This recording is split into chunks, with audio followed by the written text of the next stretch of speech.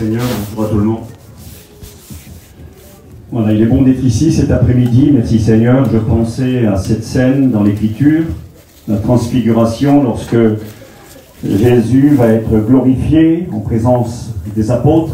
Et il est dit que l'apôtre Pierre va dire cette parole: Seigneur, il est bon que nous soyons ici.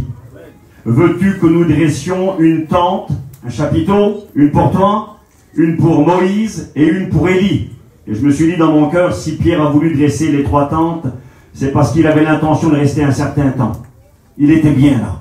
Il était bien, évidemment, le Christ glorifié, Élie, Moïse sont là. Et dans la présence de Dieu, il a dit, il est bon que nous soyons ici. Et je suis heureux d'être avec vous cet après-midi. Que Dieu soit glorifié. Les choses de la vie ont fait qu'on n'a pas pu venir plus tôt.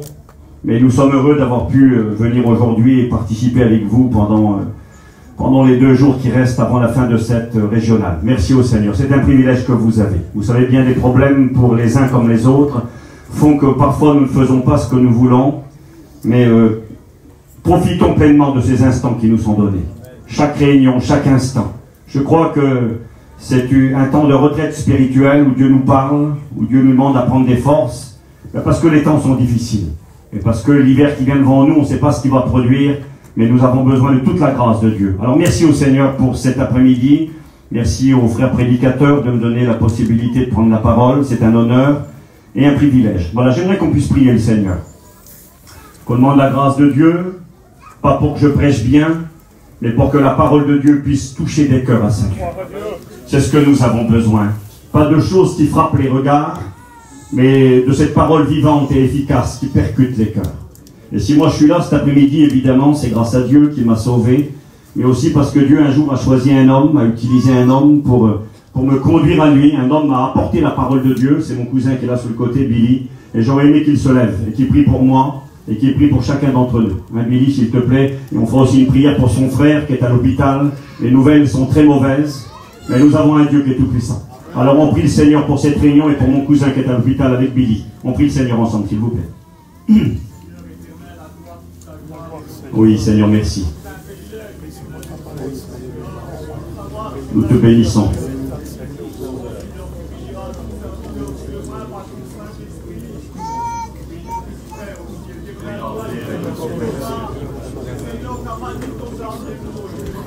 C'est vrai. Viens nous surprendre, Seigneur.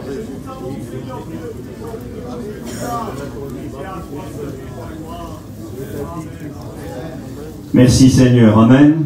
Que Dieu soit béni et glorifié. Alors, je ne vous cache pas, je ne veux pas dire que je suis embarrassé, mais un petit peu ennuyé. On m'a appelé pour me dire que je faisais la réunion cet après-midi, c'était des baptêmes. Donc j'ai eu dans mon cœur l'idée de préparer un message d'évangélisation, ce que nous faisons généralement lors de services de baptême. Et puis on m'a renvoyé un message juste après pour me dire d'apporter un sujet biblique, une note biblique. C'était un peu embarrassant, donc je vais essayer de faire le mieux que je peux. Je sais que généralement les réunions ne sont pas trop longues l'après-midi, mais voilà, écoutez, Dieu connaît toutes choses. Donc cet après-midi, je vais essayer de partager un sujet de circonstance qui, je crois et j'espère, sera un moyen de bénédiction. On lit ensemble dans le livre du Deutéronome, pour ceux qui ont la parole de Dieu et qui veulent lire avec moi au chapitre 30, on peut lire le verset 15, 16, et on lira aussi le verset 19 et verset 20. Hein. On lit ensemble l'Écriture. Deutéronome, chapitre 30, versets 15 et 16, versets 19 et 20. Voici, je mets aujourd'hui devant toi la vie et le bien, la mort et le mal. Car je te prescris aujourd'hui d'aimer l'Éternel ton Dieu, de marcher dans ses voies et d'observer ses commandements, ses lois et ses ordonnances, afin que tu vives. Verset 19. J'en prends aujourd'hui à témoin contre vous le ciel et la terre. J'ai mis devant toi la vie et la mort, la bénédiction et la malédiction. Et là, le conseil de Dieu pour chacun: choisis la vie, afin que tu vives, toi et tes enfants, pour aimer l'Éternel ton Dieu, pour obéir à sa voix et pour t'attacher à lui, car de cela dépendent ta vie et la prolongation de tes jours. Quelle belle invitation, quelle belle lecture. Dieu, par la bouche de son messager Moïse, va placer un choix devant le peuple d'Israël. Le choix de la vie et le choix de la mort. Le choix de la bénédiction et de la malédiction. Et le conseil de Dieu sera, choisis la vie. Et cet après-midi, le petit frère qui a témoigné au départ, qui se baptise aujourd'hui, il a dit, j'ai grandi dans une famille chrétienne, mais j'ai compris qu'était venu pour moi le temps de prendre une décision. Et je crois que dans nos réunions, la plus grande bénédiction que l'on peut avoir, c'est lorsqu'une personne prend une décision. Merci à Dieu pour les gens qui sont émus, qui sont touchés à travers un cantique, à travers un message, à travers un témoignage. Parfois nos émotions sont touchées et on est ému, on pleure même parfois. Mais ce qui est important dans une réunion, plus que cela, moi aussi j'aime bien quand je suis touché dans mon âme. Nous sommes créés avec des sentiments, on est des humains. J'aime quand mon cœur est touché à travers un cantique, quand je suis ému, quand je pleure. C'est bien. Mais une réunion, c'est plus que pleurer. C'est plus qu'une émotion. Une réunion, c'est des décisions. Parce qu'il est écrit dans la parole de Dieu que c'est à nos décisions que répondra le succès, à nos résolutions, que Dieu nous y aide cet après-midi. Et on fait une deuxième lecture dans l'évangile de Matthieu, au chapitre 3 et au verset 11. Évangile de Matthieu, chapitre 3, verset 11. C'est Jean le Baptiste qui parle, un homme qui baptisait les gens dans l'eau, comme ça va être le cas cet après-midi. Et cet homme va dire cette parole pendant qu'il prêchait et que des multitudes venaient à lui pour être baptisés. Jean dira, « Moi, je vous baptise d'eau pour vous amener à la repentance. Mais celui qui vient après moi est plus puissant que moi. Et je ne suis pas digne de porter ses souliers. Lui, il vous baptisera du Saint-Esprit et de feu. » Il vous baptisera du Saint-Esprit et de feu. Et donc cet après-midi, j'aimerais vous parler de ce fameux baptême. Essayez de m'entretenir, c'est peut-être un vaste sujet, je ne sais pas si la réunion sera de circonstances, mais je ferai ce que je crois être juste. J'aimerais vous parler du baptême de feu. Lui, il vous baptisera, lui Jésus, il vous baptisera dans le Saint-Esprit. Jusqu'à là, c'est pas trop compliqué. Mais le verset continue et précise, il vous baptisera dans le feu. Et j'aimerais essayer de voir avec vous cet après-midi, c'est une réunion où il y aura des baptêmes, et à vous parler de ce baptême, et en particulier de ce fameux baptême de feu. Vous savez, concernant les baptêmes, eh bien, la parole de Dieu nous enseigne que c'est une doctrine. Le fait de baptiser, le fait d'être baptisé. Et nous apprenons à travers l'Écriture qu'il n'y a pas qu'un seul baptême, mais plusieurs baptêmes. Il est écrit dans l'Épître aux Hébreux, j'ai noté ici, la petite page, je l'ai bloquée, chapitre 6, versets 1 et 2, il est écrit « C'est pourquoi, laissant les éléments de la parole de Christ, tendons à ce qui est parfait, sans poser de nouveau le fondement. » Ça, c'est la fondation de la vie chrétienne, du renoncement aux œuvres mortes, écoutez bien, de la foi en Dieu, de la doctrine des baptêmes, de l'imposition des mains, de la résurrection des morts et du jugement éternel. Il est question ici de la doctrine des baptêmes. Le mot doctrine est un mot qui signifie enseignement, une règle, quelque chose que l'on ne peut pas dévier. Lorsqu'on était aux écoles bibliques, la majorité des frères prédicateurs qui sont là ont eu le privilège et l'opportunité d'avoir le frère Jimmy comme professeur. Et puis quand il parlait de la doctrine, parfois, il demandait à un élève d'aller au tableau, de tracer un trait. Il disait tracer un trait. Et puis là, il fallait essayer de tracer un trait le plus droit possible. Généralement, ça faisait un peu des vagues, des zigzags. C'était très difficile de tracer un trait droit. Et puis à un moment donné, il disait, prenez la règle. Ou alors lui-même le faisait parfois. Il prenait la règle, il la mettait sur le tableau, il prenait la craie. Vous vous rappelez de ça? Et il traçait le trait. Le trait était droit. Il disait, on ne peut pas aller mieux que la règle. La règle, c'est droit. La règle, c'est indiscutable. Et concernant les baptêmes, c'est une doctrine. Pourquoi est-ce que nous baptisons aujourd'hui? Je me souviens parfois, lorsque nous faisons des missions l'été, les journalistes ont eu fait par le passé des photos, je me rappelle, marquées les baptêmes Tziganes. Les baptêmes des gens du voyage. Comme si ce que nous faisons cet après-midi, c'était nos coutumes à nous. C'était une pratique qui nous appartient à nous. Eh bien, j'aimerais rappeler à ceux peut-être qui ne le savent pas, eh bien, que le fait de baptiser par immersion dans l'eau n'est pas une pratique qui nous appartient à nous. Si nous baptisons des gens dans l'eau par immersion, c'est pas pour faire bien, c'est pas pour faire autrement, c'est parce que c'est l'enseignement de la Bible. C'est l'enseignement de la parole de Dieu. Les baptêmes, il y en a plusieurs. Le plus célèbre est celui-ci, le baptême d'eau. La Bible nous en parle. D'ailleurs, l'apôtre Paul, quand il parlera de ce baptême d'eau, il dira ceci, Éphésiens 4, verset 5, « Il y a un seul Seigneur, une seule foi et un seul baptême. Et pourtant, là, il est question de la doctrine des baptêmes. Oui, il y a plusieurs baptêmes différents. On va en parler un petit peu cet après-midi. Mais concernant le baptême d'eau, il n'y a qu'un seul baptême qui est conforme à l'Écriture. Qu'un seul baptême qui est valable, qu'un seul baptême qui joue un rôle dans le plan de Dieu pour le salut des hommes. Et c'est ce baptême d'eau. Alors, j'ai noté quelques versets. Il y a un seul baptême d'eau, immersion complète dans de l'eau.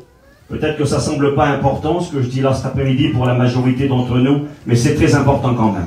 C'est très important parce que de plus en plus de voix contradictoires, des gens aujourd'hui qui veulent attaquer notre enseignement, notre foi, qui veulent attaquer la Bible, et nous devons tenir ferme dans l'Écriture. Pourquoi est-ce que l'on baptise par immersion? Pourquoi est-ce que l'on monte une piscine et qu'on plonge des gens dans l'eau? J'ai marqué, il y a un seul baptême, immersion complète dans de l'eau. Le mot baptisé est le mot baptizo qui signifie plonger, immerger, submerger, couler comme un bateau qui coule, qui va au fond de l'eau. C'est ce que signifie le mot baptisé. Pratiqué par des personnes adultes. Écoutez bien quand même, c'est important. Je ne suis pas en train de dire c'est nous les bons, c'est nous les vrais. Le livre que je tiens ici, c'est ça la vérité. Et c'est sur le livre que nous voulons construire. Parce que Jésus a dit, celui qui entend mes paroles et les met en pratique sera semblable à un homme qui a construit sa maison sur le roc.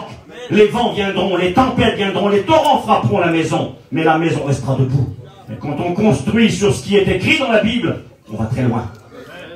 On va jusqu'au ciel. Il y a un seul baptême, immersion complète pratiquée par des personnes adultes, précédées, c'est-à-dire avant ce baptême, précédées de choix, d'actions volontaires, telles que la foi, la repentance. Je lis les versets. Il est écrit dans Matthieu chapitre 3, verset 13, un petit rappel du baptême d'eau. Pourquoi le baptême d'eau? Pourquoi plonger les gens dans l'eau? Vous savez, ça paraît rien ici. Là. On est en Bretagne, on a pas mal d'eau. Un jour, je suis allé en Inde, il y a maintenant plus de 20 ans en arrière, avec quelques frères de la mission. Et là-bas, c'était un problème, le baptême par immersion. Il n'y avait pas d'eau. Je vais vous partager la petite anecdote. On arrive avec les frères dans un endroit, et le monde, ils nous font à manger dans des grosses marmites, des grosses marmites sur le feu. Et les garçons disaient, quelle bonté des manouches comme nous. Ils font du feu par terre, regardez voir, quel bonheur. Alors ils nous ont fait à manger le monde. Et puis, on a bien vu qu'il y avait au milieu, là, un récipient avec des robinets autour, et dans lequel ils prenaient de l'eau. Et puis on a appris que ce récipient en question, c'était le baptistère de la communauté qui était là, des chrétiens qui étaient là. Parce qu'ils n'avaient pas d'eau. Ils avaient payé à l'époque, les frères avaient payé une entreprise qui était venue pour creuser un puits, faire un forage, et puis au bout du compte, il n'y avait pas d'eau. Il fallait faire beaucoup de kilomètres pour aller trouver de l'eau et le ramener ensuite au village. Et pensez bien, l'eau c'était de l'or, il ne fallait pas l'acheter. Donc ils mettaient l'eau dans le baptistère, ils baptisaient les gens à l'intérieur, mais après l'eau on ne pouvait pas l'acheter, ça valait trop cher. Il y avait des robinets autour. Et ils prenaient l'eau pour faire tout et pour faire à manger. Et donc on a mangé un repas de manouche dans de l'eau dans lequel ils avaient baptisé les gens avant qu'on arrive. Quel bonheur. Ça vous fait rire? L'importance de vouloir obéir à l'Écriture. Il est écrit dans Matthieu chapitre 3 verset 16, dès que Jésus eut été baptisé, il sortit de l'eau. Qui dit sortir de l'eau dit entrer dans l'eau. Il a fallu entrer dans l'eau. Et vous avez bien compris à quoi je vais en venir. Le baptême ne consiste pas en 3 gouttes d'eau sur le front. Dans l'appellation théologique, religieuse, il y a 3 sortes de baptême. On appelle le baptême par infusion, le baptême par aspersion et le baptême par immersion. Les 2 premiers ne sont pas valables. Infusion, on mettait des gens dans de l'eau jusqu'aux genoux à peu près, et puis on mettait un petit peu d'eau sur la tête de la personne pour la baptiser. Baptême par infusion, un petit peu d'eau jusqu'aux genoux et quelques gouttes d'eau sur le front. Baptême par aspersion, ce que pratique une certaine église. On prend de l'eau et on jette des gouttes d'eau ou un petit peu d'eau sur la tête du baptisé, et on appelle ce baptême baptême par aspersion. Et le 3e baptême, qui est conforme à l'Écriture, et qui est conforme au mot, baptême par immersion, plonger les gens dans l'eau, entrer dans l'eau. Jésus sortit de l'eau parce qu'il y entra. Il est écrit dans Jean 3, verset 23, je fais vite, Jean aussi baptisait à Hénon, près de Salim, parce qu'il y avait là beaucoup d'eau. Il fallait beaucoup d'eau pour baptiser, pas un verre d'eau, beaucoup d'eau. Et on y venait pour être baptisé. Alors peut-être que certains ici ne le savent pas, j'espère ne choquer personne, et je fais la guerre à personne, je ne fais pas les guerres des religions. Mais un jour, je me souviens être allé en Turquie, il y a quelques années en arrière, et nous avons visité la ville d'Éphèse. Et là, on a visité une vieille église catholique, un vieux bâtiment. Et puis là, derrière cette église, il y a un baptistère dans le sol, un grand baptistère. Il est un peu rond comme ça. Et puis le guide qui était là, il disait, souvent les gens d'origine catholique, quand ils viennent à Éphèse et qu'ils voient cette vieille église avec le baptistère derrière, ils sont étonnés. Ils disent, mais pourquoi un si grand baptistère? Et souvent le guide apprend à des personnes d'origine catholique que autrefois aussi dans le milieu catholique, on baptisait par immersion. On plongeait les gens dans l'eau conformément à la parole. Et avec le temps, parce que c'est plus pratique, on est passé à quelques gouttes sur le front, ce qui, nous le savons, ne correspond pas du tout à l'écriture. Il est écrit, acte 8, 38, Philippe et le ministre descendirent tous les deux dans l'eau, noir sur blanc. Ils ont descendu dans l'eau. Et Philippe baptisa le ministre quand ils furent sortis de l'eau. Donc on voit une immersion, plongée dans l'eau complètement. Je le répète, ça paraît tellement simple ce que je vous dis. Mais j'ai eu encore récemment l'occasion de parler avec des personnes dans un mouvement évangélique et je me suis rendu compte qu'il n'y a rien d'acquis. Ce que l'on croit nous sûr, évident, simple, eh bien ne l'est pas du tout. On a vu des choses bizarres, étranges, qui n'étaient pas conformes à la parole, donc nous voulons rester attachés aux Écritures. Vous savez, quand j'étais aux études, il y a des questions que je ne comprenais pas, venant des professeurs qui nous posaient, parce que je trouvais ça tellement évident. Et je me posais une question, là, ça vaut 10 points, c'est pas biblique. Ça valait, moi, quand j'y étais toujours. Est-ce qu'une femme peut prêcher? Réponse? Pina qui ne sait plus. Non. Vous rigolez, vous? Non? Eh ben, je ne sais pas, moi, dans des centaines d'églises, et voire des milliers d'églises évangéliques, aujourd'hui, les femmes prêchent. Ça paraît tellement évident que ça c'est pas évident du tout. Et donc il est bon de rappeler des vérités pour les garder et rester attachés à l'écriture. Nos professeurs nous disaient, nous ne bougerons pas. Et nous ne voulons pas bouger. Malgré la pression du monde, malgré les idées modernes. Il est écrit que dans les derniers temps, plusieurs abandonneront la foi pour s'attacher à des doctrines de démons, à des esprits séducteurs. Alors on n'est pas les meilleurs, mais nous voulons nous attacher à ce qui est écrit et à ne pas aller au-delà de ce qui est écrit. Baptême par immersion dans de l'eau. On le fait par obéissance au Seigneur Jésus. Il est écrit, acte 2, 41, je fais vite, je brosse rapidement le baptême d'eau, qui fait partie des différents baptêmes. Acte 2, 41, il est écrit, ceux qui acceptèrent la parole. Lorsque Pierre a prêché le jour de la Pentecôte, il y a devant lui des milliers de personnes. Et parmi ces milliers, cette multitude, 3000 personnes vont prendre une décision. Il est écrit ceci, ceux qui acceptèrent la parole. Comme l'a dit David, ça ne peut pas être oui et non. Soit c'est oui, soit c'est non. Ceux qui acceptèrent sa parole furent baptisés. En ce jour-là, le nombre des disciples augmenta d'environ 3000 âmes. Acte 2, 41. Avant d'être baptisés, il faut accepter la parole. Matthieu 28, verset 19, Jésus dira, allez, faites de toutes les nations des disciples et baptisez-les au nom du Père, du Fils et du Saint-Esprit. La formule, au nom du Père, du Fils et du Saint-Esprit. Certains baptisent aujourd'hui au nom de Jésus seul. Ils ne veulent pas utiliser la formule de l'Écriture. Le baptême n'est pas valable. Et puis là, il est écrit noir sur blanc, ceux qui sont baptisés, ce sont des disciples. Un disciple, c'est quelqu'un qui a compris. Jésus a dit, si quelqu'un veut devenir mon disciple, qu'il renonce à lui-même, qu'il se charge de sa croix et qu'il me suive. Et je dis tout ça pourquoi? Je dis tout ça pour que l'on comprenne qu'on ne peut pas poser cette question à un bébé ni à un enfant. Est-ce qu'un enfant peut accepter la parole de Dieu? Est-ce qu'un bébé nouveau-né peut accepter la parole de Dieu? Est-ce qu'un enfant nouveau-né peut dire, je prends ma croix et je vais suivre Jésus, je veux devenir un disciple? Impossible. Marc 16, verset 16, Jésus dira, celui qui croira et qui sera baptisé, celui-là sera sauvé. Et celui qui ne croira pas sera condamné. Avant d'être baptisé, il faut croire. Et nous voyons encore la nécessité d'avoir une réflexion, d'avoir de la compréhension, et évidemment d'être une personne adulte, celui qui croit, avant d'être baptisé. C'est intéressant ce verset. Certains ont évoqué le fait en disant parfois le baptême ne sauve pas, c'est pas nécessaire d'être baptisé pour être sauvé. Je vous l'accorde en partie. C'est vrai en partie. Le problème il est que lorsqu'on prétend être sauvé, qu'on prétend être conforme à l'Écriture, et que ça fait des semaines, des mois et des années qu'on pense être chrétien et qu'on refuse de se baptiser, on peut remettre en cause le salut de cette personne-là. Parce que dans l'Écriture, vous savez, nous ne faisons pas cela aujourd'hui, c'est sage. Le temps a fait qu'il a fallu de la réflexion et de la maturité. Mais à l'époque biblique, les baptêmes avaient lieu le jour même. Et j'allais même dire à l'instant même. Nous avons cette histoire dans les Actes chapitre 16, lorsque l'apôtre Paul et Silas vont prêcher l'évangile aux gardiens de prison, aux geôliers.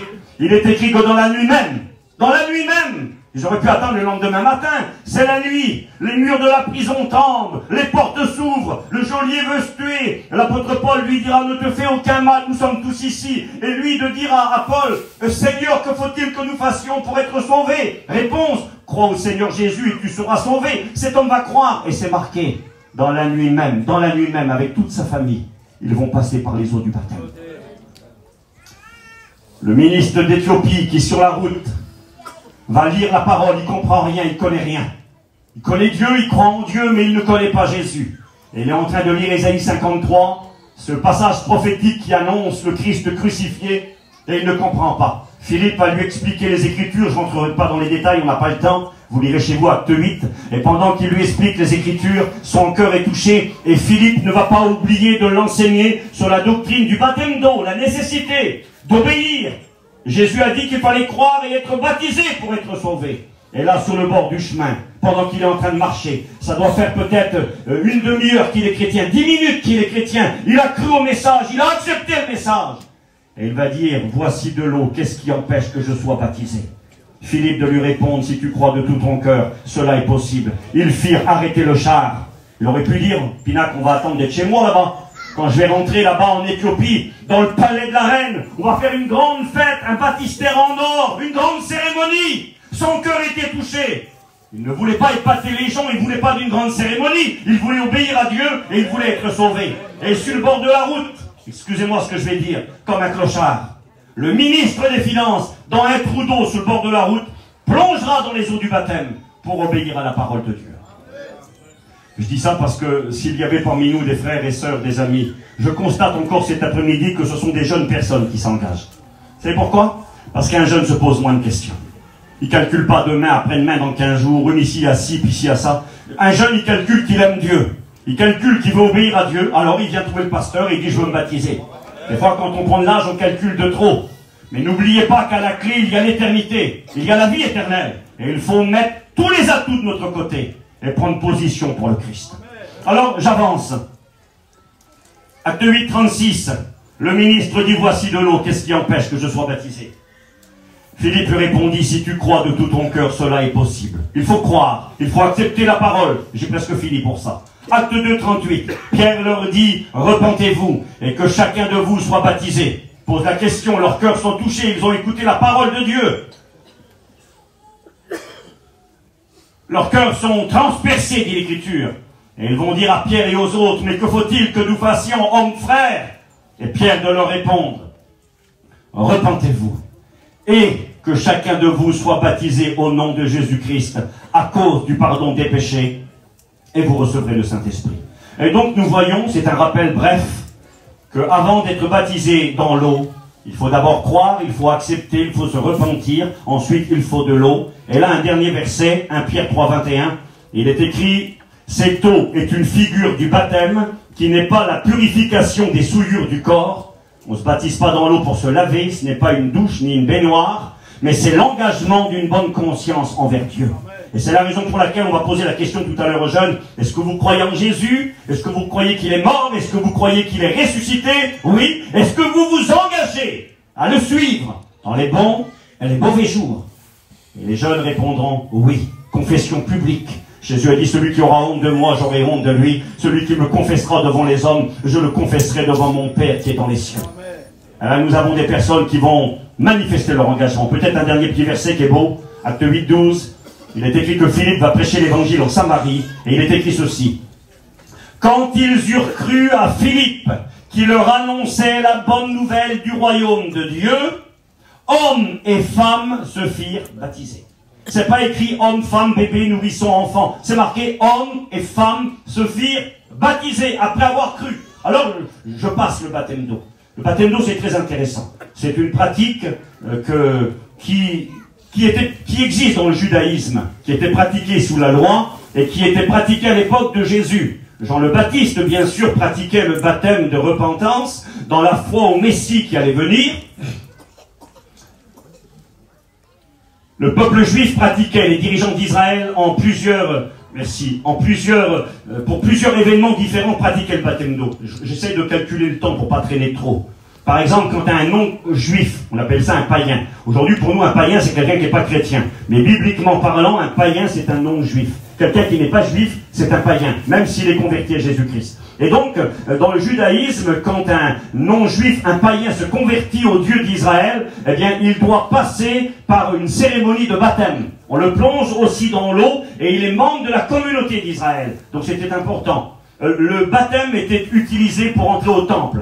À Jérusalem, par exemple, si ceux qui vont visiter, eh bien, juste devant les portes du temple, il y a des endroits, on appelle ça des mikvés, c'est des baptistères, dans lesquels les gens sont plongés avant d'entrer dans le temple, dans la présence de Dieu. On n'avait pas le droit d'entrer dans la présence de Dieu avant d'avoir été plongé dans l'eau, baptisé dans l'eau. On plongeait les gens dans l'eau. C'était d'ailleurs assez intéressant, je vous le dis en 2 minutes. On descendait par des marches étroites et resserrées. Il y avait des marches, j'ai vu de mes yeux, ces différents baptistères, on appelle ça donc des mikvés. Eh bien, il y a des marches qui sont larges et spacieuses pour descendre. J'ai dit resserrées, je m'excuse. Larges et spacieuses. Et on descend dans l'eau, on tourne le dos au temple. C'est-à-dire on tourne le dos à Dieu. Et on descend par des marches larges et spacieuses dans le baptistère. Et quand on arrive dans l'eau là-bas, on se plonge dans l'eau 3 fois. 1 fois, 2 fois, 3 fois. On se lève, on fait un demi-tour. Changement de direction. Et là, on marche en direction du temple. Et quand on quitte le baptistère, on emprunte des petites marches étroites et resserrées qui nous donnent accès à la présence de Dieu. C'est pour ça. On descendait impur, indigne, tournant le dos à Dieu, par le chemin large et spacieux, les marches larges et spacieuses. On se plongeait dans l'eau pour obéir, pour être purifié. Et 3 fois, on faisait demi-tour, changement de direction. C'est ce qu'on appelle se convertir, changer de direction. Et là, on empruntait les marches étroites et resserrées qui nous donnaient l'accès à la présence de Dieu. C'est ce que nous retrouvons dans le symbolisme du baptême juif. On pratiquait aussi le baptême d'eau, c'est assez intéressant, encore aujourd'hui ça existe, pour un mariage. Lorsqu'un jeune homme et une jeune fille tombaient amoureux l'un de l'autre et puis qu'on préparait leur mariage, il y avait toute une préparation, j'aurais pas le temps de donner trop de détails, mais quand les parents étaient d'accord, quand les jeunes étaient d'accord, on scellait le mariage, on écrivait un document officiel qu'on appelle une ketouba, un document, on écrivait les différents engagements, le prix à payer pour la jeune fille. Jésus a respecté le mariage juif. Il est écrit dans la Bible que le royaume de Dieu est semblable à un roi qui fit des noces pour son fils. Jésus, le divin époux, et son église et sa fiancée. Paul n'a-t-il pas dit « Je vous ai fiancé à un seul époux ». Et puis donc, dans ce mariage, quand tout le monde est d'accord, le petit jeune homme venait avec une cruche de vin et un morceau de pain. Et avant de prendre le pain et le vin avec sa petite fiancée, eh bien, tous les deux, quand ils étaient d'accord, on les plongeait dans l'eau. C'était un baptême.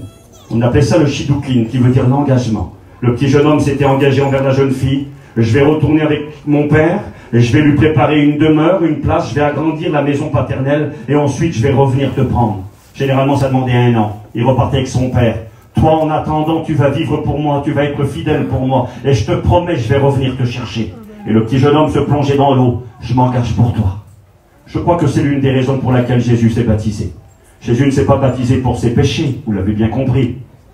Lorsque Jean le Baptiste baptisait des hommes et des femmes pour les préparer à la rencontre avec le Christ qui venait, il les invitait à confesser publiquement leurs péchés. Et tout le monde confessait ses péchés, parce qu'il n'y a pas un juste, pas même un seul, car tous sont pécheurs et privés de la gloire de Dieu. Mais quand Jésus est arrivé vers Jean le Baptiste, c'était différent.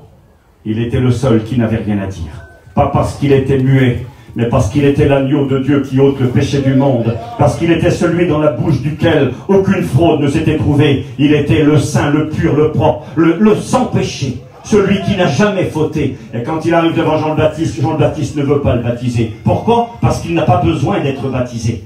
Et Jésus va dire, laisse faire ce qui est juste.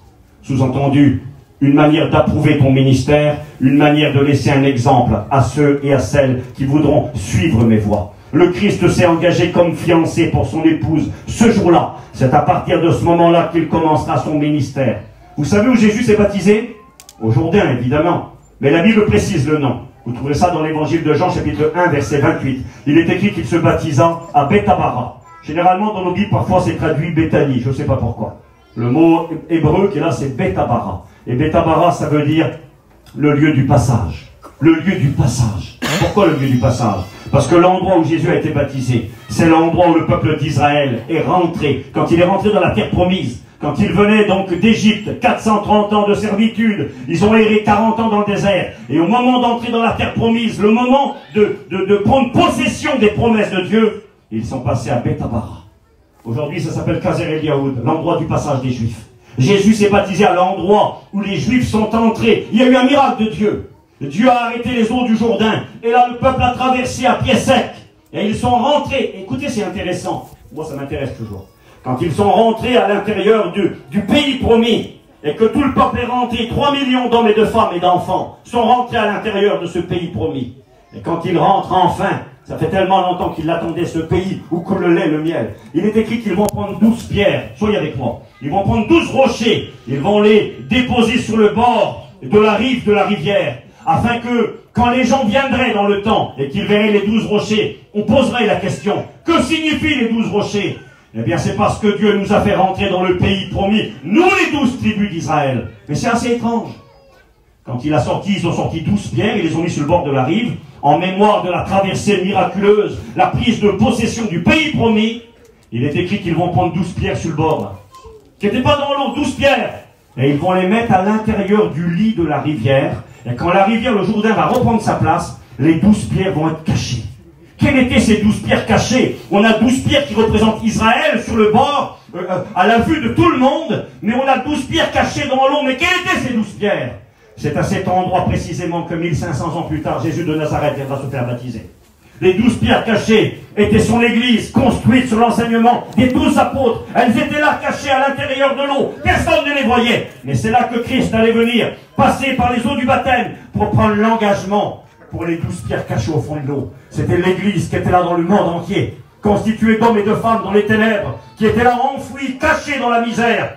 Mais Christ allait venir pour bâtir son église. Oui, c'est intéressant. J'ai marqué autre chose, mais il faut que j'arrête avec le baptême d'eau, sinon je ne pourrais pas vous parler de ce baptême de feu.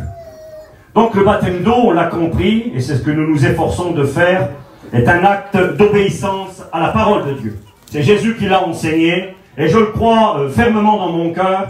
Quelqu'un a dit ceci, je répète, après mes frères, il a dit, montrez-moi un seul verset dans la Bible où il est écrit qu'il n'est pas nécessaire d'être baptisé pour être sauvé. Certains me diront le brigand sur la croix. Oui, peut-être, le pauvre brigand n'a pas eu beaucoup d'opportunités de se baptiser. Il était là sur la croix, élevé entre ciel et terre, et quelques minutes, quelques heures plus tard, il expirait et il allait rencontrer son Créateur. Mais je crois que quand on a la possibilité, l'opportunité d'être baptisé, il faut obéir. Je me souviens, ma mère, elle a un cousin, dans les familles Duval, le vieux Lani, le vieux pasteur de Tours là-bas.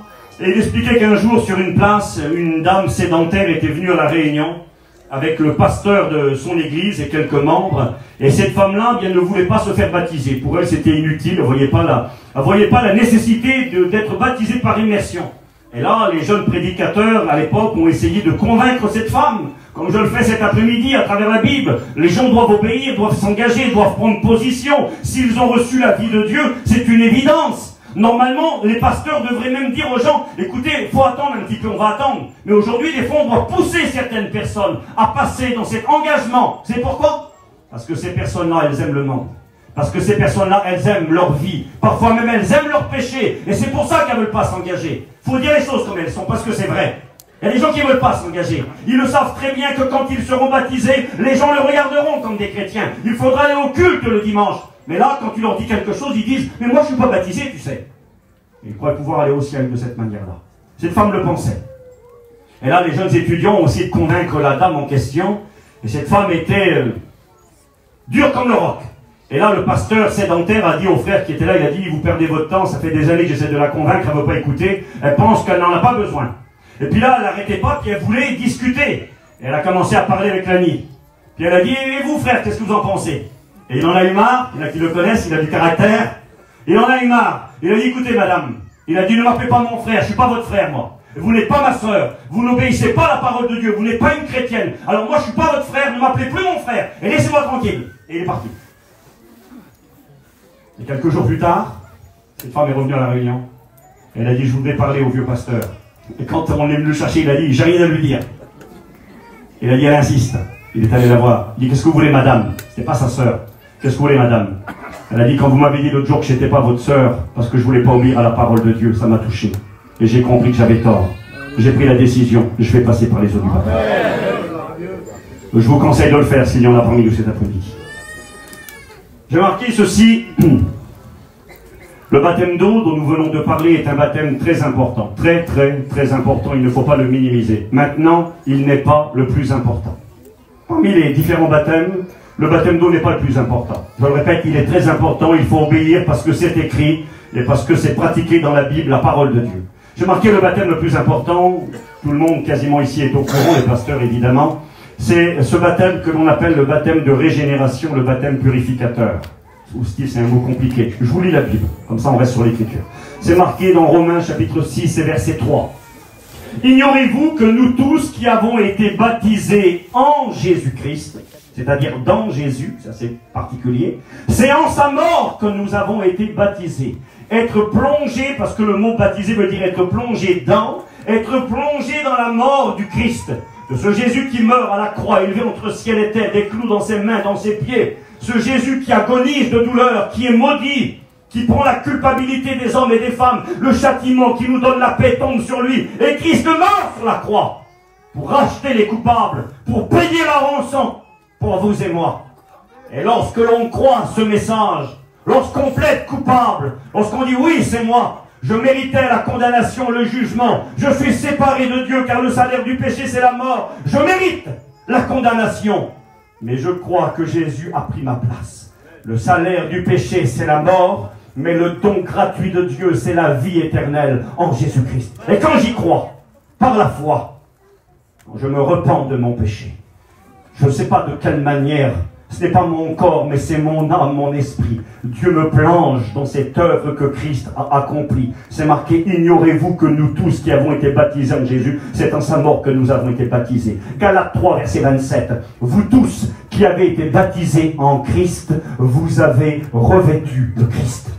Quand on est plongé en lui dans ce qu'il a accompli sur la croix, grâce à sa résurrection, c'est ce qu'on appelle la nouvelle naissance. On n'est plus les mêmes. On n'a plus les mêmes désirs. Ce que l'on aimait autrefois, ce qui nous rendait fiers, aujourd'hui nous fait pleurer. Est-ce qu'un chrétien est parfait? Non. Paul va dire qu'il n'avait pas atteint la perfection, si lui ne l'avait pas atteint, nous non plus. Mais la grande différence avec avant. Je me rappelle de cette anecdote, je vous la raconte simplement. C'est arrivé à la retraite spirituelle à Gien, il y a quelques années en arrière. Un homme qui venait de se convertir, qui venait de recevoir le cœur nouveau, est arrivé à la convention et son passé l'a rattrapé. Des problèmes avec des gens qui étaient là. Des problèmes qu'il avait eu d'autres fois. Et puis le ton a un petit peu monté. Et l'individu en question n'était pas un gars facile. Et quand il est arrivé, il a essayé de se contenir, mais ça a débordé un petit peu. Et il a parlé un peu plus qu'il aurait dû. Il a dit des choses qu'il n'aurait pas dû dire. Mais oh, le frein était là. Il était né de Dieu. C'était fini les insultes, c'était fini la bagarre. Écoutez-moi, fini les histoires. Mais le problème était là. Et ce frère ici, c'était compliqué. Mais c'est vrai qu'il a mal agi. Il s'est un peu emporté, il a parlé un peu fort et il est parti. Et quand il est parti, les gens commençaient à parler. Parce que les gens parlent toujours, quand les méchants s'en vont, c'est là que les gens parlent. Personne ne dit rien. Et quand il est parti, les gens ont dit, ça c'est un chrétien, ben il est beau le chrétien. C'est pas un chrétien, vous avez vu comment il a fait. Vous avez vu s'il est en colère, vous avez vu. Oui, d'accord. Il y avait mon oncle qui était là à l'époque, mon oncle était prédicateur. Il a vu toute la scène, il connaissait l'histoire, il connaissait les gens. Et il a pris la parole. Quand ils ont dit ça, c'est un chrétien, c'est pas un chrétien, il est beau le chrétien. Et il a dit, oui, c'est un chrétien. Il a dit, comment ça, tu le défends? Non, je le défends pas. Mais je le connais comme vous le connaissez. Si c'est avant, vous êtes tous morts. Ce qui a retenu cet homme aujourd'hui, ce n'est pas vous, c'est Dieu. Quand tu es né de Dieu, quand tu parles de trop, tu vas chez toi, tu pleures, tu viens trouver la personne, je te demande pardon. Tu n'auras jamais demandé pardon avant. Tu aurais été fier. Je l'ai pris, je l'ai tué, je l'ai massacré, tu te serais crâné. Aujourd'hui, tu as dit un mot de travers et tu pleures. Tu as été chiné, tu as parlé trop vite, tu as dit le mot de travers, tu regrettes, tu sais plus comment réparer l'affaire. Madame, je m'excuse, monsieur, je m'excuse, c'est pas comme ça. Avant, tu ne te serais pas excusé. Tu te serais crâné en rentrant chez toi. Tu aurais dit quelques coups de retail que j'ai dit à la dame ce matin. Les bobards que je lui ai racontés, tu aurais été fier. Maintenant, tu pleures. Mais pourquoi tu pleures? Parce que tu es né de Dieu. Quand tu es né de Dieu, quand tu es régénéré, les mots sont compliqués. Mais quand tu es régénéré, quand tu as reçu le baptême de régénération, tu n'es plus le même. 1 Pierre chapitre 1er, verset 4, Pierre nous dira, Dieu le Père de notre Seigneur Jésus-Christ nous a régénérés pour une espérance vivante par la résurrection de Jésus-Christ. C'est à travers la résurrection, la mort et la résurrection du Christ que la nouvelle naissance est devenue possible. 1 Pierre chapitre 1er verset 24, Pierre nous dira, vous avez été régénérés par la parole vivante et permanente de Dieu. Il faut l'écoute de la Bible. La foi vient de ce qu'on entend, et ce qu'on entend vient de la parole de Dieu. Et au contact de la parole de Dieu, par le miracle de Dieu, le Saint-Esprit parle à ton cœur. Et là, il y a une régénération. Tu reçois un cœur nouveau. On appelle ça, aux études, nous avons appris le baptême de régénération. Le baptême purificateur, c'est le plus grand des baptêmes. Parce que si on n'a pas celui-ci, le baptême d'eau ne sert à rien. C'est une douche sur le compte de vie et lumière. C'est tout. Le problème, il est là. Nous prêchons le baptême d'eau, parce que c'est un acte d'obéissance, un acte de foi et un acte d'amour. Mais ce baptême d'eau doit être précédé d'une nouvelle naissance. Parce que s'il n'y a pas un baptême régénérateur, si on n'est pas plongé notre âme et notre esprit dans la mort du Christ, dans ce qu'il a accompli, et qu'on n'est pas ressuscité avec lui, alors on est pareil que ce que l'on était autrefois. Donc j'avance rapidement. Ce deuxième baptême est un baptême très important, il faudrait bien plus de quelques minutes pour s'y attarder, mais je voulais vous le rappeler. Le troisième baptême, et un baptême qui est très connu également, c'est le baptême dans le Saint-Esprit. Jean le Baptiste a dit, lui, il vous baptisera dans le Saint-Esprit. J'ai marqué celui dans le Saint-Esprit est un revêtement de puissance pour être un témoin efficace, rempli d'amour, de force et de sagesse. Ça, c'est une expérience que l'on peut vivre chez soi, dans sa maison, dans sa caravane, dans son camion. Certains, j'ai écouté, moi, en se rasant, on commençait à parler en langue. Des femmes, en faisant cuire leur petit manger, tourner dans la marmite, saisies par l'esprit, commencent à parler en langue. On peut être baptisé du Saint-Esprit n'importe où. Il peut aussi être provoqué par l'imposition des mains. Un pasteur peut imposer les mains sur des hommes et des femmes qui sont nés de Dieu, qui appartiennent à Dieu. Parce qu'il est écrit que c'est l'esprit que le monde ne peut pas recevoir. Il faut être né de Dieu pour recevoir le baptême dans le Saint-Esprit. Et là, on peut provoquer le baptême dans le Saint-Esprit en imposant les mains. Ce n'est pas une obligation. Il est écrit que un jour, l'apôtre Pierre prêchait la parole de Dieu dans une maison, la maison de Corneille. C'était un soldat romain. Il aimait Dieu, il craignait Dieu. Et pendant que Pierre est en train de prêcher, voici que le Saint-Esprit va œuvrer dans le cœur des gens qui étaient là. Et Corneille et tous les autres, sans imposition des mains, vont commencer à être remplis de l'Esprit et vont commencer à parler en d'autres langues. Et là, Pierre va se voir obligé de les passer par les eaux du baptême, parce qu'il va dire, peut-on refuser le baptême d'eau à ceux qui ont reçu le Saint-Esprit? Le baptême dans le Saint-Esprit, ça sera encore un long message, mais j'ai noté quelques versets. Il est écrit ceci, c'est Jésus qui parle, Jésus dira, acte 1, verset 5, car Jean a baptisé d'eau, mais vous, dans peu de jours, vous serez baptisés du Saint-Esprit. C'est Jésus qui parle. Est-ce que vous vous souvenez combien de temps ils ont dû attendre? Quand Jésus est là, c'est avant qu'il monte au ciel. Et il va dire, dans peu de jours, vous recevrez de la puissance par le Saint-Esprit. Vous serez baptisés dans le Saint-Esprit. Il va falloir attendre. Et j'ai marqué ces gens-là. Ils étaient environ 120, les apôtres. Marie, la mère de Jésus, a reçu le baptême dans le Saint-Esprit. Les frères et sœurs du Christ étaient là présents. Et j'ai marqué foi, patience, persévérance. Vous vous souvenez combien de temps ils ont attendu dans la chambre haute? Combien de temps? 10 jours. Puis nous, des fois, on fait nos réunions. Je dis ça, je ne sais pas. Je ne sais pas si ça a été fait. Mais ça fait... je constate que ça se fait de moins en moins dans nos églises et même dans nos missions. Ces réunions de recherche pour le baptême dans le Saint-Esprit.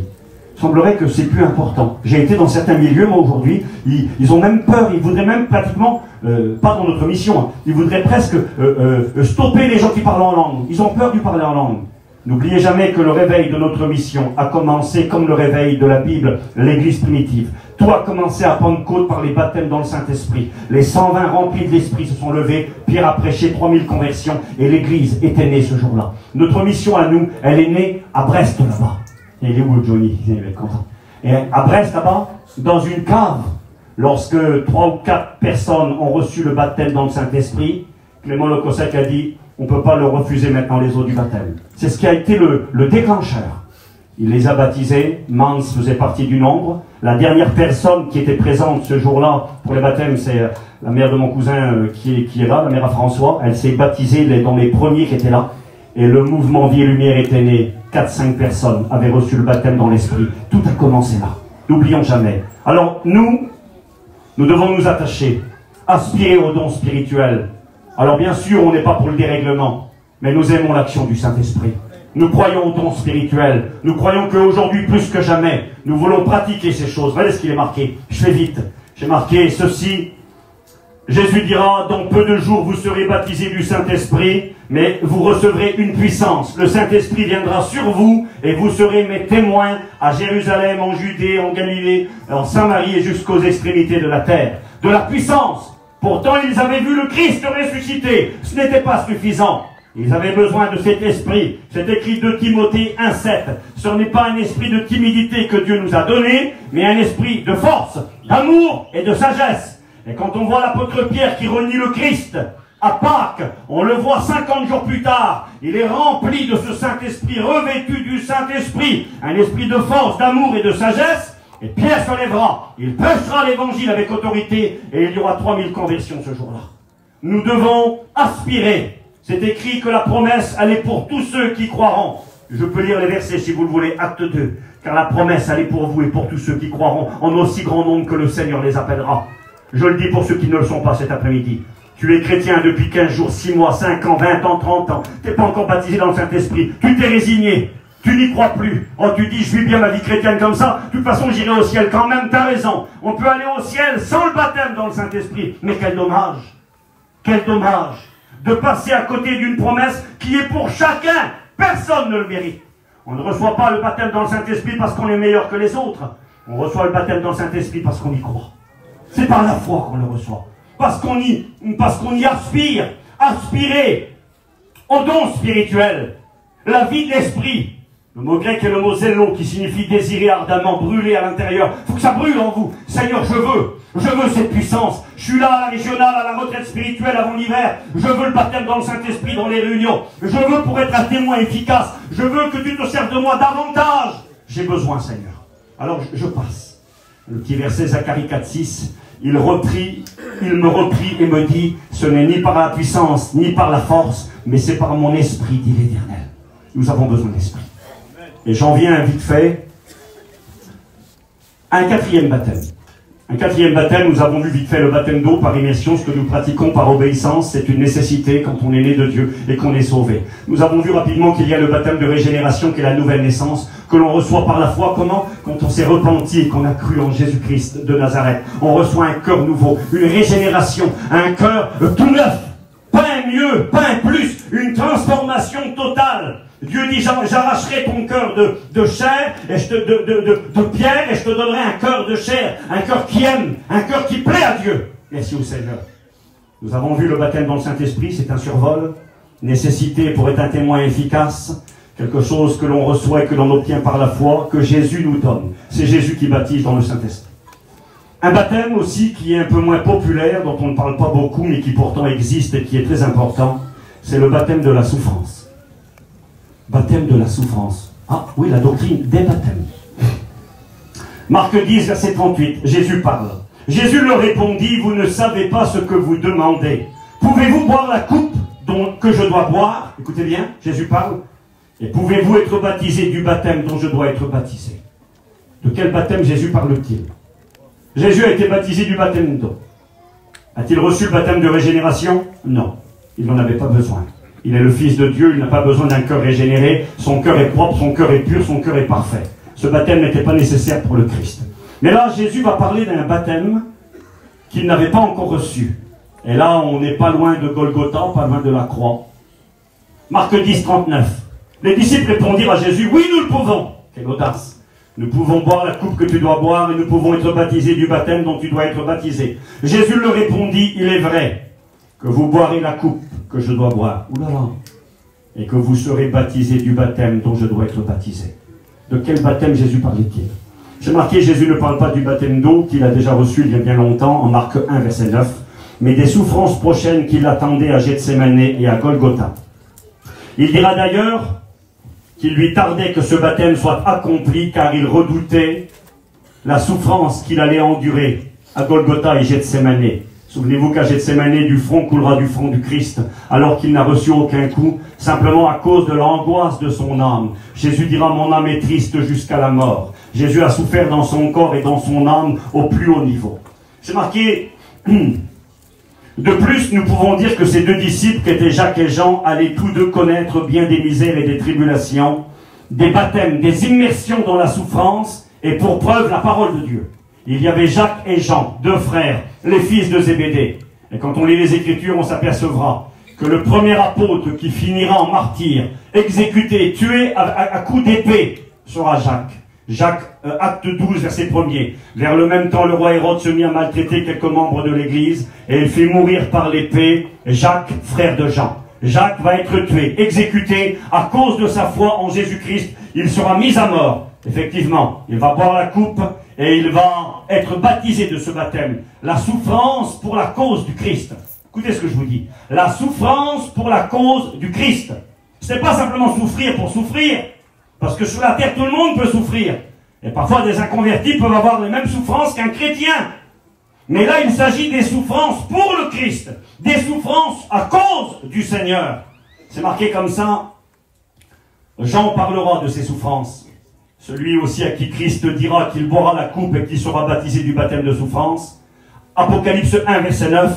Il dira, moi, Jean, votre frère, qui est part avec vous à la tribulation, et au royaume, et à la persévérance en Jésus. J'étais dans l'île appelée Patmos, à cause, écoutez bien, à cause de la parole de Dieu et du témoignage de Jésus. L'île de Patmos n'était pas une île de tourisme, c'était une île de travaux forcés. On appelait ça le rocher, un endroit désert, où il n'y avait quasiment aucune verdure. Les gens y rentraient pour travailler dans les mines, jusqu'à ce que mort s'en suive. C'était une île de travaux forcés. Et puis Jean va être dans cette île de travaux forcés. Il n'y restera pas longtemps. Il y restera entre 1 et 2 ans. Il y sera mis à cause de sa foi, et l'empereur qui va faire mettre l'apôtre Jean dans cette île de souffrance mourra, et un nouvel empereur fera libérer quelque temps plus tard l'apôtre Jean de cette prison de souffrance. J'ai marqué le baptême de souffrance dont a parlé Jésus, qu'il a vécu et annoncé aux 2 apôtres, existe bel et bien. Donc il y a ces différents baptêmes, on en a vu 4 rapidement. On a vu le baptême d'eau, le baptême de régénération, la nouvelle naissance, le baptême dans le Saint-Esprit et le baptême de la souffrance. Maintenant, quelques mots rapides, brièvement. Mais ce baptême de feu, qu'est-ce que c'est alors? Parce que Steve, tu allais nous parler de ça. Je voulais vous brosser ces 4 baptêmes, parce que c'est un rappel et quelque chose qui est nécessaire. Mais j'ai noté ceci. Je regarde avec vous mes petites notes. Concernant ce baptême de feu. C'est... lorsque la parole de Dieu nous parle de ces choses, elle nous donne des moyens de réflexion. Alors je lis, regardez, j'ai noté ceci. Le baptême de feu, il y a 3 explications par rapport à ce baptême. 3 explications ou compréhensions possibles. J'ai marqué ces 3 compréhensions sont cohérentes et instructives. La première explication, quand Jean dira, lui, il baptisera du Saint-Esprit et de feu, j'ai marqué l'expression de feu utilisée dans la bouche de Jean, après la promesse du baptême dans le Saint-Esprit, peut, c'est une explication, faire allusion à la même chose. Comment ça? Il vous baptisera dans l'Esprit et dans le feu. Eh bien, le Saint-Esprit et le feu peuvent être la même chose. Je vais vous donner une explication avec la Bible. J'ai noté l'expression de feu pourrait être une allusion au Saint-Esprit, le même baptême, et ne servirait qu'à appuyer la puissance et l'action du Saint-Esprit qui, comme un feu puissant, consume tout, qualifie le croyant pour être un témoin efficace. J'ai marqué au même titre, quand Jésus, par exemple, dira en d'autres versets, il dira, parlant de la nouvelle naissance, il faut naître d'eau et d'esprit. Le Saint-Esprit, c'est clair, mais l'eau, c'est quoi? Alors l'eau, il y a 2 explications. Soit c'est la parole de Dieu, la parole qui régénère, et l'eau, ça peut être aussi le Saint-Esprit. Pourquoi? Parce que c'est marqué dans Jean 7, 38.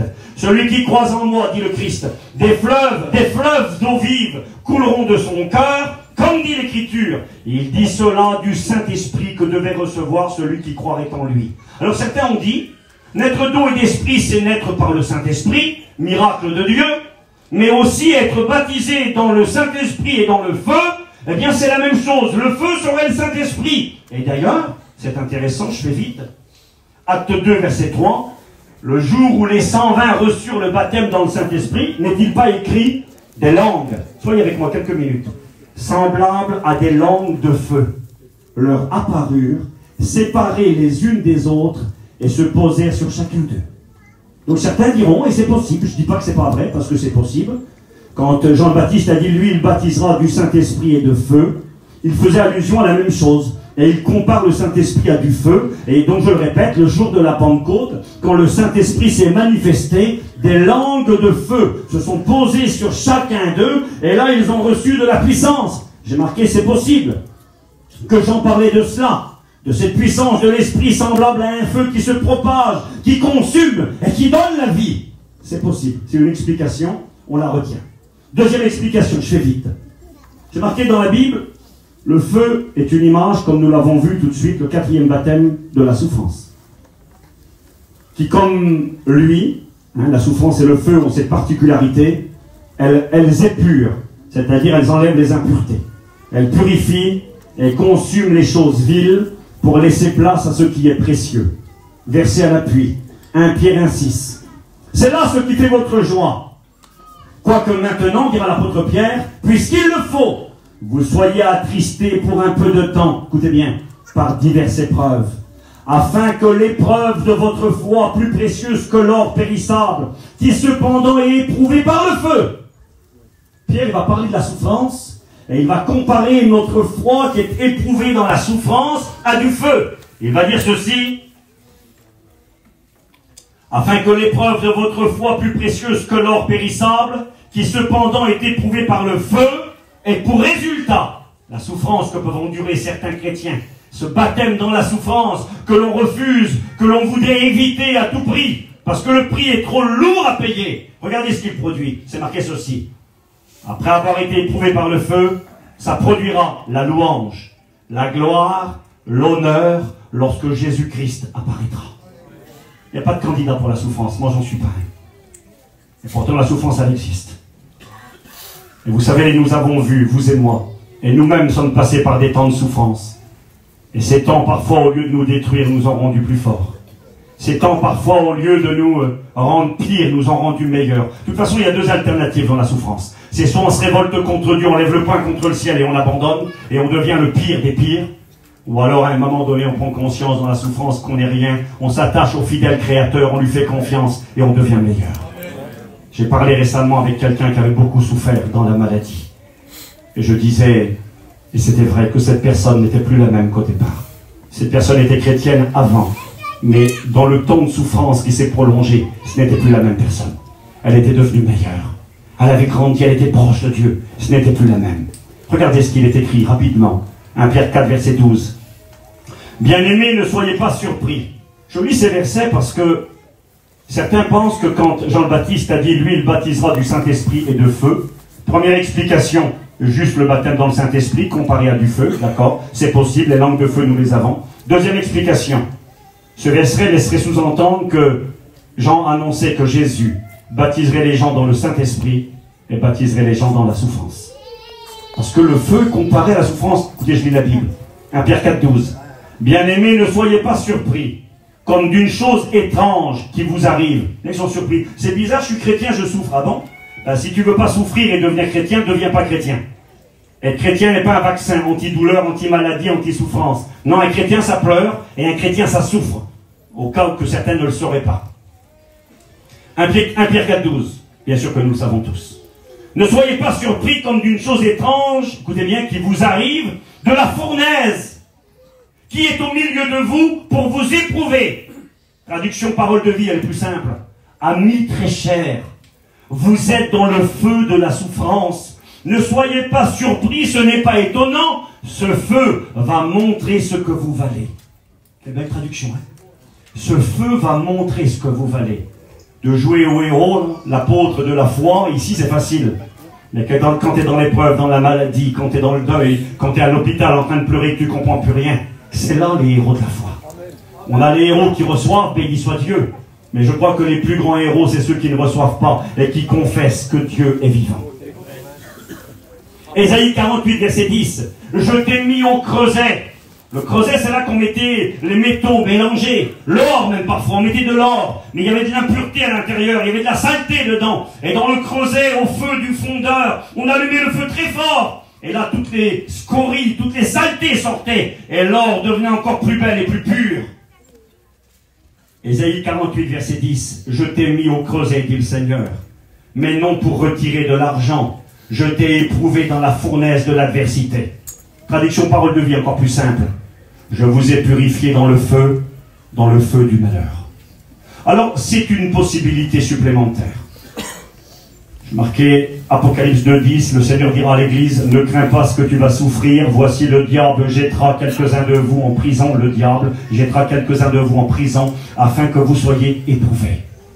Alors il y a des moments d'épreuve, et nous l'avons lu, le feu représente bien souvent la souffrance. Et certains ont pensé, je ne dis pas qu'ils ont tort, parce que je ne suis pas là pour dire c'est moi qui ai raison, tout le monde a tort, pas du tout.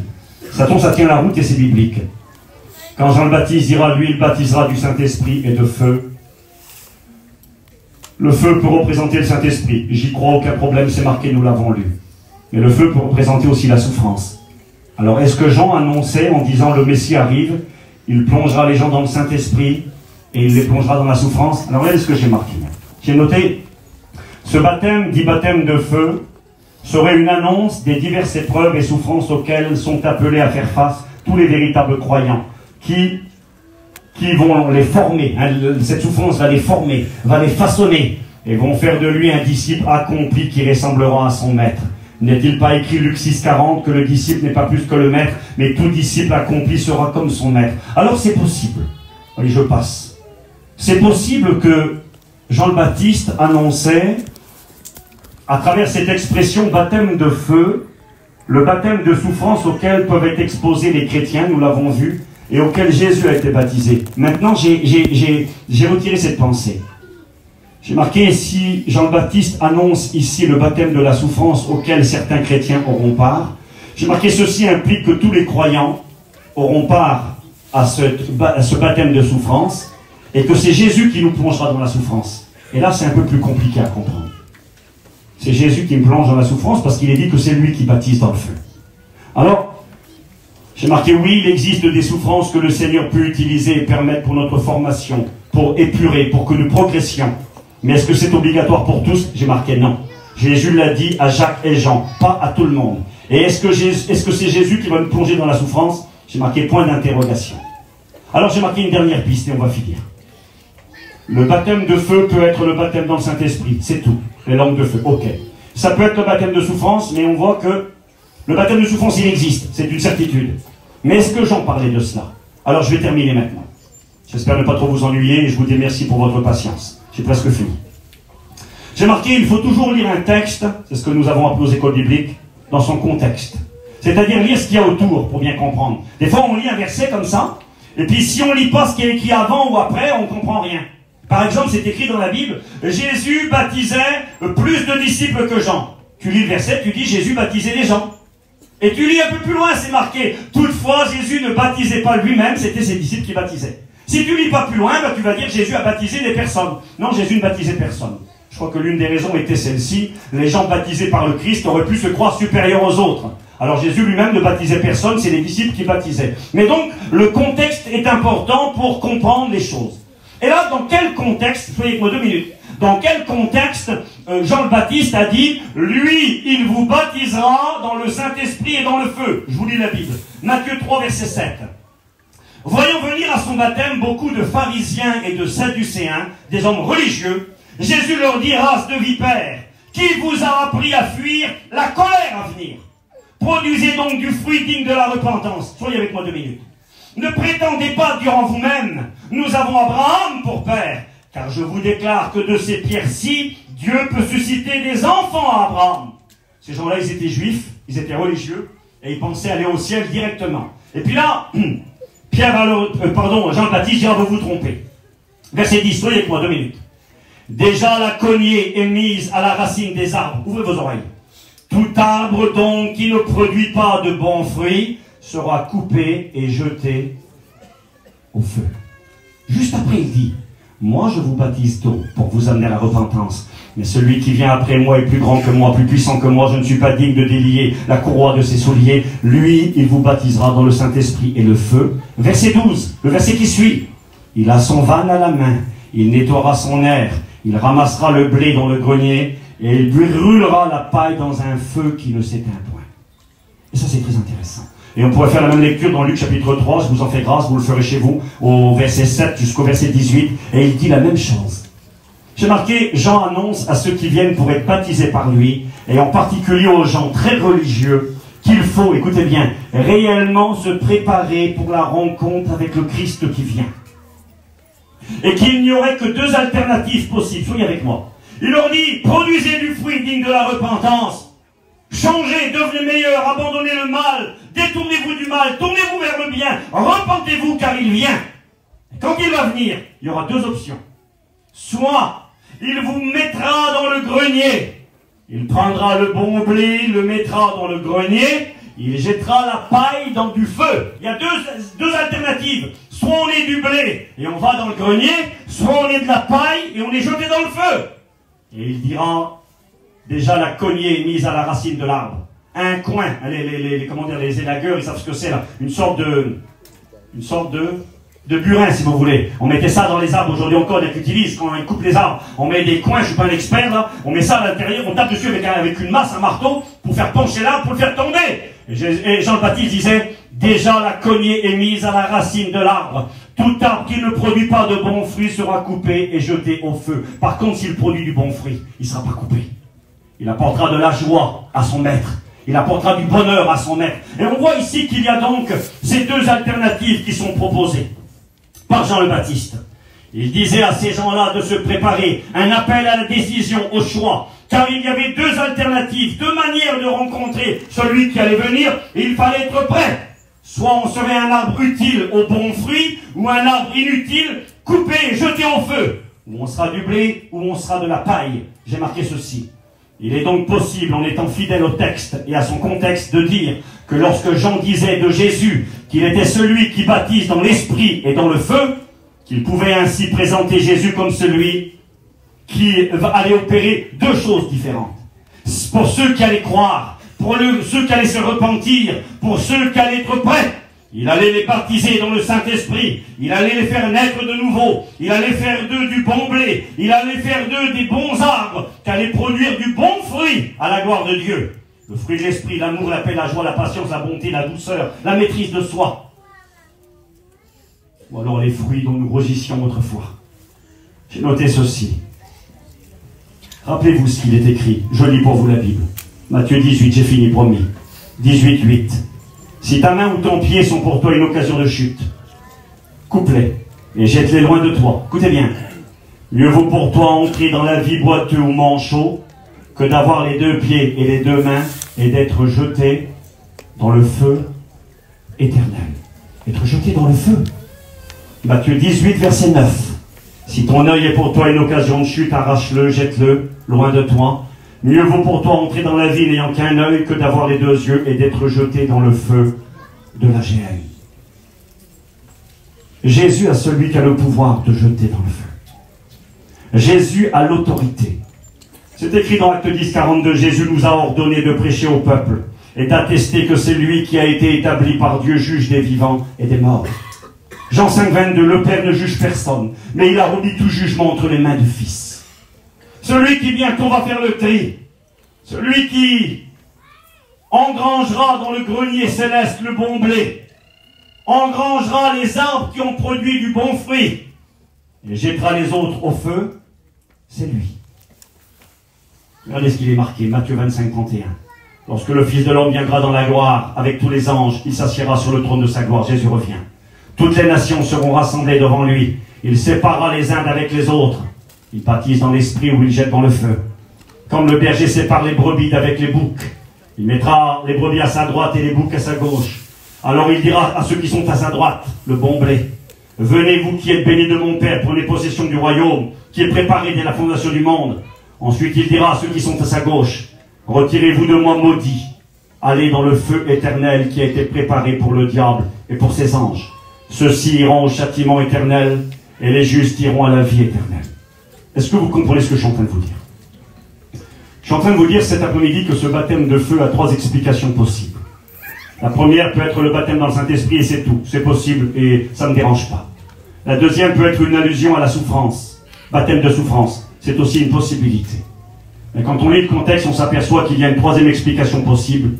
C'est que Jean le Baptiste était en train de dire, et je suis en train de vous le dire cet après-midi, Jésus, en fonction de ce qu'on va faire de lui, en fonction de notre repentance, en fonction de notre conversion, en fonction du désir de lui plaire, de se tourner vers lui ou de le rejeter, notre décision, notre choix vont produire cette réalité. Jésus est celui qui aura le pouvoir de jeter dans le feu éternel ceux qui le refuseront. C'est marqué Apocalypse 14, verset 10. Il boira lui aussi le vin de la fureur de Dieu, versé sans mélange dans la coupe de la colère. Et il sera tourmenté dans le feu et dans le soufre, devant les saints anges et devant l'agneau. Vous savez ce que nous on appelle l'enfer?